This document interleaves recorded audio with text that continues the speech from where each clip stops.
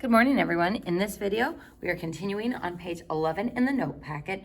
And folks, when we look at this next problem, there's something about this problem that makes it so we can't really write it in exponential form at this time. I see the word log, and I think of the elephant with his big, that whole thing would be the animal. This would be the ears, but we have a part of this that doesn't really correspond to a part of exponential form. We've got this negative out in front of the log. So anytime we did our conversions from logarithmic to exponential form, we never had any coefficients in front of our logs. This is something we'll get into on the next page when we start talking about the logarithmic properties. So just note that this prevents us from being able to put it in exponential form or being able to do what we did on the previous problems with doing a simple input-output table where we're starting with those y values of -1, 0, and 1. So if you're feeling stuck, don't forget, we can always use our transformation tables and reference points, or our coordinate transformation formula and the reference point to figure out at least one point on our graph. So starting with our transformations, -1 on the inside, write 1. This negative is on the outside of our log function, so this would be a vertical reflection. So where's our vertical asymptote? It starts at 0, we move it to the right one, we vertically reflect it, it is at 1. Now, reference point wise, for logs, our parent function reference point, so I'm gonna write that down, the parent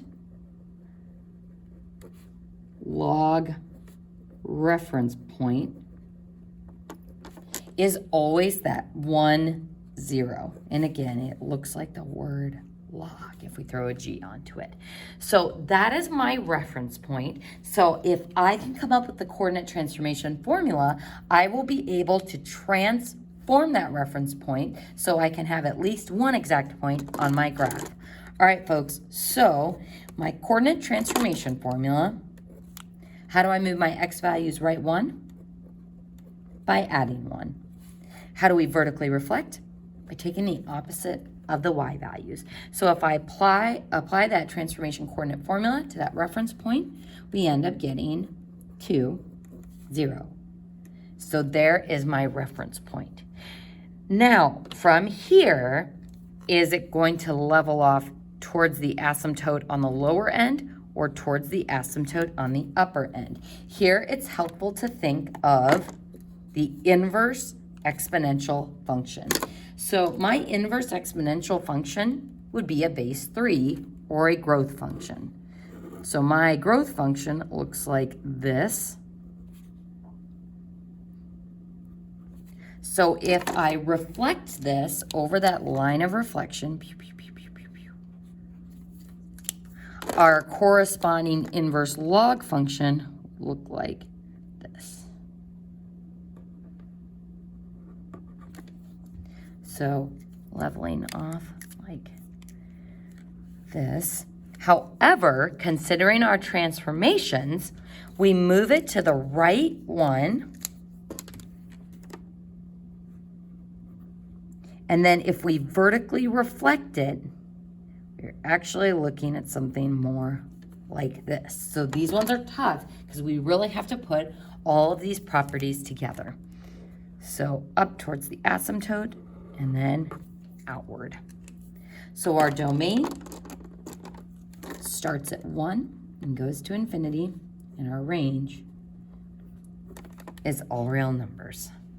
So hopefully that makes sense there, folks, that once we have that reference point to figure out which way it's going to level off, we consider what the exponential inverse would look like, and then we can sketch what that corresponding inverse log function would look like, and then we can kind of visually apply those transformation rules. So my diagram's a little bit messy here. You don't have to draw this. Some students can just visualize it in their brains, but that's how we go about doing the shape of this.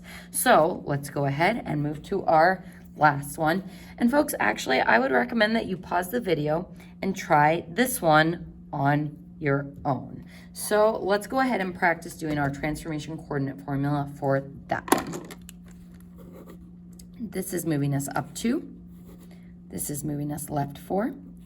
And because there's no base explicitly written, we know this is common log base 10. So this is important to keep in mind because it means the corresponding exponential inverse would be a growth function. So let's go ahead and think about where our asymptote would be first. If I slide that vertical asymptote left 4 and up 2, only the left 4 affects it. So there's our vertical asymptote. We know that all log functions have that parent reference point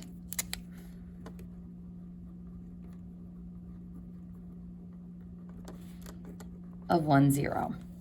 So we're going to write our coordinate transformation formula and switch that reference point. So folks, on these problems on the homework, I'm either going to need to see table work like we did on the 2 problems above, or I'm going to need to see the transformation coordinate formula work. So don't just try to use your calculator on these. You do need to show the by hand work because this is important for calculus. So moving my x values left 4, x minus 4, moving my y values up 2, y plus 2. So my new rough point would be -3, 2. So backwards 3, up 2. All right, folks, so this is the tricky part. That's our reference point, but are we leveling off up here towards the asymptote or leveling off down there towards the asymptote? So let's think about our exponential growth function, which would be something like this. So there's exponential growth. So then the inverse of that, so reflecting that across that line of reflection. And again, these are just super rough sketches. So my logarithmic function would look like this, leveling off towards the asymptote this way. Now, if I apply those transformations and slide this up 2 and left 4, so up 2 and left 4, we can see that it looks like it's going to be leveling off lower towards the asymptote. So from that point, swoosh and outward.